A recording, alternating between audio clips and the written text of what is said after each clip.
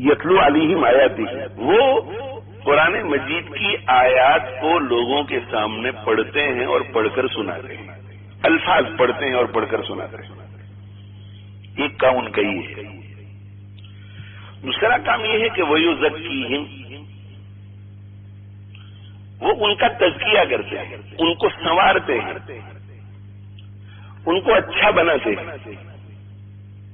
اور تیسرا کام ہے وَيُعَلِّمُهُمُ الْكِتَابَ وَالْحِكْمَةَ، ان کو کتاب اور دانائی کی باتیں سکھاتے ہیں، حکمت کی باتیں، وزڈم کی باتیں سکھاتے ہیں. یہ تین چیزیں ہیں. اور یہ وظائف نبوت جو یہ نبیوں کا کام ہوتا ہے. دنیا میں آ کر کے وہ کرتے کیا ہے؟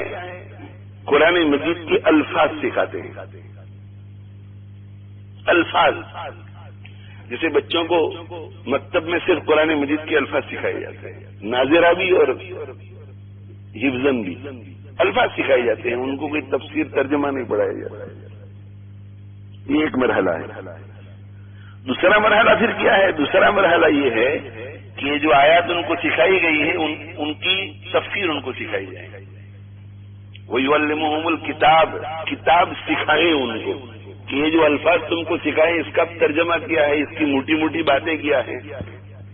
اور یہ جو تفسیر سکھانے کا وقت آتا ہے تو پھر تفسیر سکھانے کے لیے رسول اللہ صلی اللہ علیہ وآلہ وسلم کی احادیث کی ضرورت پڑتی ہے. اس لیے کہ جیسے میں نے پہلے عرض کیا کہ جیسے الفاظ کا نزول ہوتا تھا، الفاظ قرآنی کا، اسی طرح تفسیر قرآنی کا بھی نزول ہوتا تھا. تو اللہ کے نبی صلی اللہ علیہ وآلہ وسلم الفاظ قرآنی کو بھی بیان فرماتے تھے، اس کی تفسیر بھی بیان فرماتے تھے. اور یہ جو تفسیر بیان فرماتے تھے آپ صلی اللہ علیہ وآلہ وسلم، وہی حکمت ہے. حکمت جسے آپ سنت رسول صلی اللہ علیہ وسلم کہتے ہیں، سنت رسول. تو ایک کام آپ صلی اللہ علیہ وسلم کا یہ ہے کہ آپ قرآن مجید کے الفاظ سکھاتے ہیں. دوسرا کام آپ صلی اللہ علیہ وسلم کا یہ ہے کہ قرآن مجید کے الفاظ کی صحیح تشریح سکھاتے ہیں اور احادیث شریفہ کے ذریعے سکھاتے ہیں. اور پھر احادیث شریفہ کی بھی تشریح کی کبھی ضرورت پڑتی ہے تو دوسری احادیث سے اس کی بھی تشریح کرتے ہیں.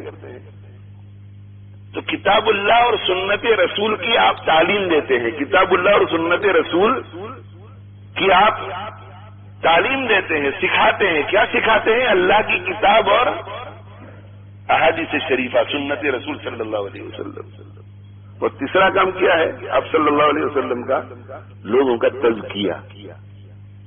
اور تزکیہ کا کیا معنی؟ تزکیہ کا معنی ہے لوگوں کو صاف کرنا، صاف ستھرا بنانا، کلین بنانا. لوگوں کو صاف ستھرا کلین بنانا، یہ ہے تزکیہ کا پورا پیکج. تو پیغمبر جو ہے وہ ان تین کاموں کے لیے دنیا میں آتا ہے. یتلو علیہم آیاتہ ویزکیہم ویعلمہم الکتاب والحکمہ. جو ان تین کاموں کو جتنا زیادہ کرے گا وہ پیغمبر کا اتنا ہی بڑا وارث ہوگا. اگر کوئی کتاب و حکمت کی تعلیم نہیں دے رہا ہے، کتاب و حکمت کی تعلیم کا کام نہیں کر رہا ہے، اور وہ تلاوت آیات بھی کسی کو نہیں کر رہا ہے، کسی کے سامنے الفاظ قرآن بھی نہیں سکھا رہا ہے، اور کسی کا تزکیہ بھی نہیں کر رہا ہے، تو وہ تو پیغمبر کے کاموں میں سے ایک کام بھی نہیں کر رہا ہے. پیغمبر کے تو یہ تین کام ہیں. پیغمبر دنیا میں آتا ہے اور دنیا میں آ کر غیر مسلموں کو اسلام کی طرف بلاتا ہے. اس لیے کہ ان تین کاموں کو کسی پر لاگو کرنے کے لیے شرط یہ ہے کہ وہ مومن ہو. تو دعوت اللہ کا یہ پہلا مرحلہ ہے کہ ان کو ایمان کی طرف بلاتا ہے. اور جب ایک شخص کلمہ پڑھ لیتا ہے پھر نبی اس کو لے کر بیٹھتا ہے اور یہ تین کام کرتا ہے. اسی وجہ سے مکی زندگی میں آپ کو اللہ کے نبی صلی اللہ علیہ وسلم گلیوں میں زیادہ نظر آتے ہیں تنہائی کے بنسبت، اس لیے کہ یہ تین کام کرنے تھے اس کے لیے میدان نہیں تھا. ایک شخص مدرسہ قائم کرتا ہے اور مدرسے میں کوئی طالب علم ہی نہیں ہے تو پڑھائے گا کس کو؟ تو وہ گھر گھر جا کر کے طلبا کے لیے بھیک مانگے گا کہ آپ کے بچے کو مدرسے میں بھیجو نا، آپ کے مدرسے کو مدرسے میں بھیجو نا، آپ کے بچے کو مدرسے میں بھیجو. اب اس کی کلاس اگر تیار ہو جائے گی تو پھر وہ باہر تھوڑا نظر آئے گا، وہ اندر بیٹھ کر کے اپنے مقصد میں لگے گا. تو آپ صلی اللہ علیہ وآلہ وسلم نے کام کیا غیر مسلموں کو اسلام میں لانے کا. مکی زندگی میں یہ کام ہوتا رہا، اور جیسے جیسے ایمان لاتے تھے تو اس وقت جتنی آیتیں اترتی تھی تلاوت آیت کا کام بھی کرتے تھے، اور پھر اس کی تشریح کا کام بھی کرتے تھے، اور تزکیہ تو ایمان قبول کر کے صحبت ہی سے ہو جاتا تھا، مگر جیسے جیسے دوسرے احکام آتے تھے ان کے ذریعے تزکیہ بھی کرتے تھے. اور مدنی زندگی میں اللہ کے نبی صلی اللہ علیہ وسلم آپ کو گلیوں میں زیادہ نظر نہیں آتے، مسجد نبوی میں بیٹھے ہوئے نظر آتے. کیوں؟ اس لیے کہ اب لوگ مومن ہو چکے تھے، اور جو مومن ہو چکے تھے وہ غیر مسلموں کو اب دین کی طرف لا رہے تھے، وہ یہ کام کر رہے تھے. تو اللہ کے نبی صلی اللہ علیہ وسلم نے اپنا قدم آگے بڑھا دیا کہ جو کام شروع میں کر رہا تھا وہ اس لیے کر رہا تھا کہ وہ کوئی کرنے والا نہیں تھا اس وقت، میرا تو اصل کام یہ تھا. اب جب مجھے میری کلاس مل گئی، تزکیہ کے لیے مل گئے مجھے لوگ، تعلیم و کتاب و حکمت کے لیے مل گئے، تلاوتی آیات کے لیے مل گئے، تو مجھے تو اللہ نے بھیجا ہی ان تین کاموں کے لیے. تو آپ ایک جگہ پر بیٹھ گئے اور بیٹھ کر کے کام شروع کر دیا، اور وہ جو لوگوں کو پکڑ پکڑ کے اسلام میں داخل کرنا تھا سمجھا کر، وہ آپ کے شاگردوں نے کرنا شروع کیا.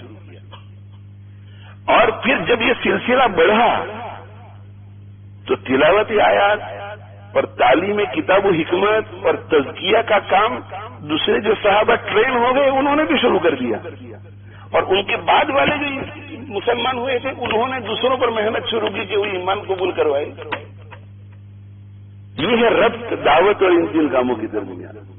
پیغمبر دنیا میں بھیجا جاتا ہے ان تین کاموں کے لیے، اور چونکہ علماء امت یہی تین کام کرتے ہیں.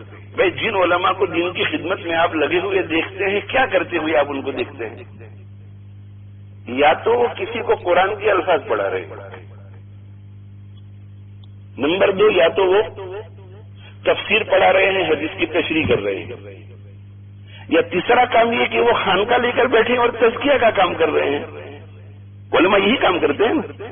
جو علماء دین کے کام میں لگے ہوئے، کور دین کی خدمت میں لگے ہوئے ہیں، ان کو آپ کیا کرتے دیکھتے ہیں؟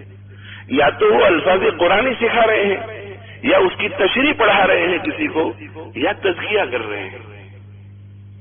یہی تو وظائف نبوت ہے، یہی تو انبیاء کے کام ہیں.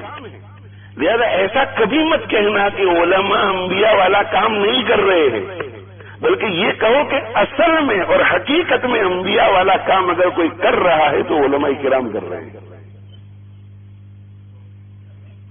اور یہ اللہ کی کتاب کہہ رہی ہے.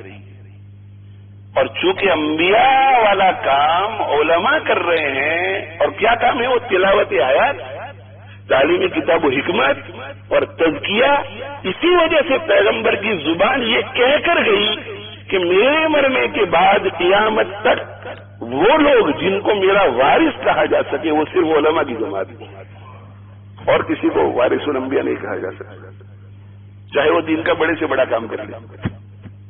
ان العلماء ورثۃ الانبیاء، علماء کرام و انبیاء علیہم الصلوۃ والسلام کی وارث.